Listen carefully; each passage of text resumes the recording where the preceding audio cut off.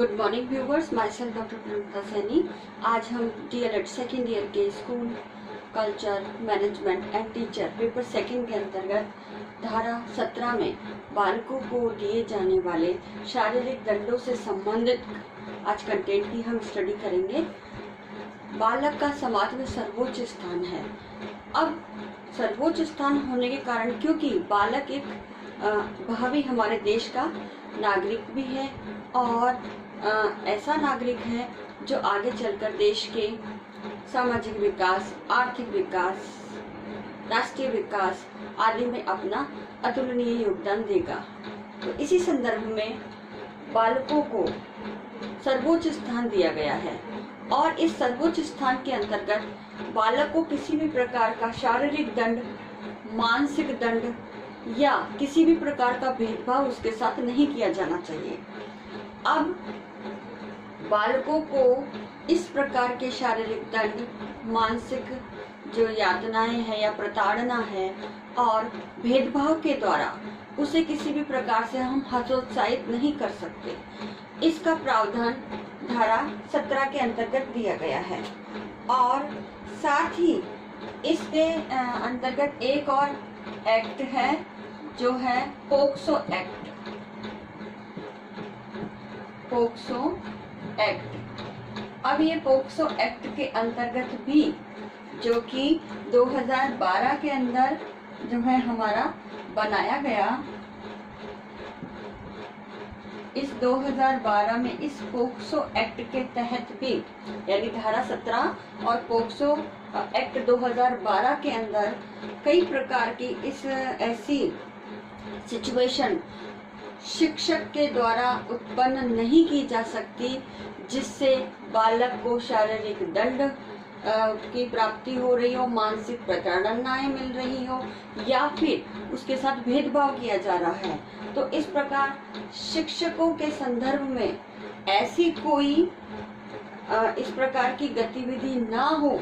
अगर शिक्षक इस प्रकार की गतिविधि करता हुआ पाया जाता है तो उसके लिए दंड का प्रावधान है और इन एक्ट के उल्लंघन करने पर उसके लिए एक दंडनीय अपराध होगा और उसके लिए उसे सजा भी सुनाई जा सकती है। अब वो कौन कौन सी शारीरिक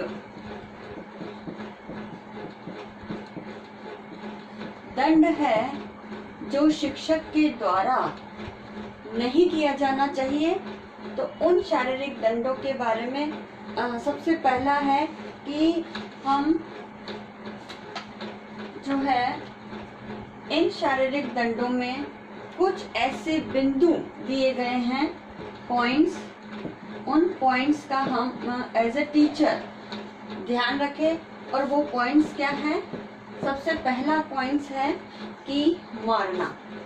शिक्षक जो है अपने बच्चों पर या अपने स्टूडेंट को मार नहीं सकता, चाहे हाथों का प्रयोग करके हो या पैरों द्वारा, किसी भी प्रकार से मार नहीं सकता। दूसरा इसके अंतर्गत आता है लात मारना। तीसरा इसके अंतर्गत आता है मुक्का मारना।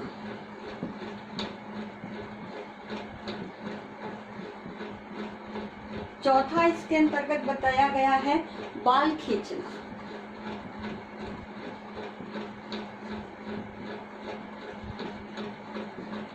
पांचवा बताया गया है कि बैत, छड़ी,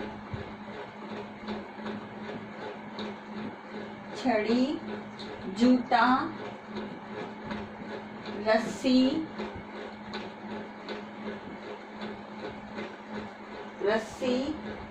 चौक, डस्टर या बेल्ट से मारना, ये भी मारने की ही जो साधन है ये।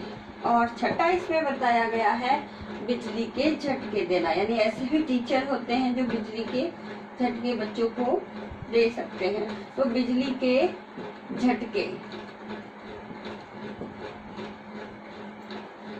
तो ये सब जो गतिविधि है, ये सब जो पॉइंट्स हैं ये शिक्षक को नहीं करने हैं। ये इन दोनों एक्ट्स के अंतर्गत, चाहे ये 2017 का जो एक्ट है या पोक्सो एक्ट 2012 है, इसके अंदर ये सब गतिविधियां उल्लेखित की गई है। इसके साथ ही बच्चों को असहज स्थिति में खड़ा करना, जैसे हाथ ऊपर करके खड़ा करा दिया है, या किसी भी कोई एक्टिविटी ऐसी जिसपे उनके सर पे कोई पुस्तक वगैरह रख दी और उन्हें खड़ा कर दिया हो, तो ये बिल्कुल असहज स्थिति होती है। तो इन असहज स्थिति के अंदर यदि शिक्षक बालकों के साथ इस प्रकार का जो है भेदभाव करता है या इस प्रकार का शारीरिक दंड उन्हें देता है, तो उसको जो है इस के प्रति इन गतिविधियों के कारण उसको दंड भी दिया जा सकता है। तो बच्चों को असहज स्थिति में खड़ा करना, और इसके साथ ही एक और पॉइंट है इसके अंतर्गत कि कक्षा, शौचालय,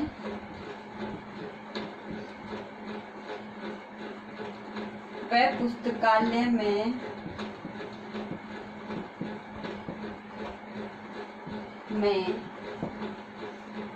बंद कर देना।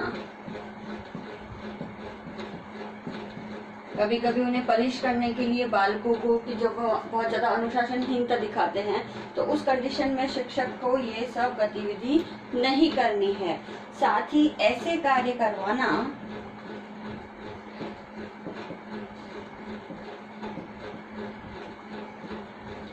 जो उसकी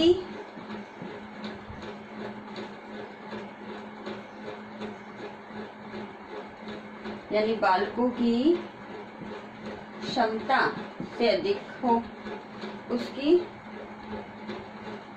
क्षमता से अधिक हो, तो ये भी क्या है, शारीरिक दंड की श्रेणी में ही शामिल किया जाएगा।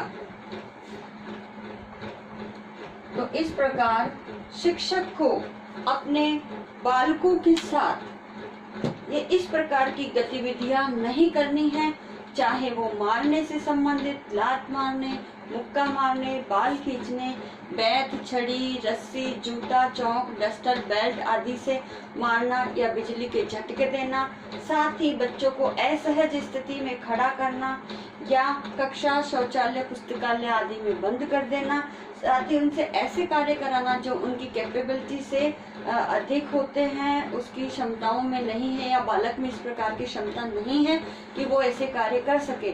यदि इस तरह की गतिविधि शिक्षक करता है तो ये सब धारा 17 और पोक्सो एक्ट 2012 के अंतर्गत शारीरिक दंड में शामिल होंगे, और इसके लिए शिक्षक को कड़ी से कड़ी सजा भी दी जा सकती है, उनको नौकरी से मुक्त भी किया जा सकता है। तो इस प्रकार की जो समस्त गतिविधियां हैं ये सब नहीं करनी है, ये सब शारीरिक दंड की श्रेणी में आती है। तो शिक्षक को इन सब बातों का ध्यान देना है, और साथ ही ये इन जो प्रोविजंस के अंदर ये सब बातें उल्लेख है, इनकी पूर्ण जानकारी रखना आवश्यक है, ताकि वह इस प्रकार की गतिविधियों में संलग्न हो, बालक के सर्वांगीण विकास में अपना योगदान दे सके, और मनोवैज्ञानिक सिद्धांतों और खेल करके सीखने और बालों को एक्टिविटी बेस्ड शिक्षण के माध्यम से बालकों को रुचि शिक्षण के प्रति, अपने विषय के प्रति बनाए रखे, ताकि इस प्रकार की गतिविधि जो है बालक अनुशासनहीनता के तहत ना करे, और ना ही शिक्षक को इस प्रकार की कोई शारीरिक दंड देने की आवश्यकता हो। पहली बात तो ये देना ही नहीं है इन प्रोविजंस के अनुसार, और अगर देते भी हैं तो ये कानून का उल्लंघन माना जाएगा और इसके लिए शिक्षक को सजा दी जा सकती है। नाउ आज का जो असाइनमेंट है वो इस प्रकार से है कि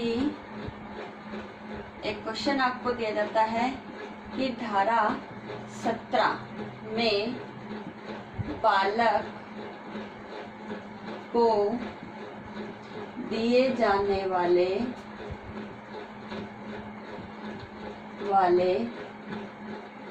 शारीरिक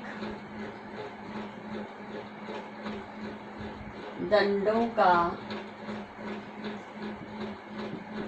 उल्लेख कीजिए।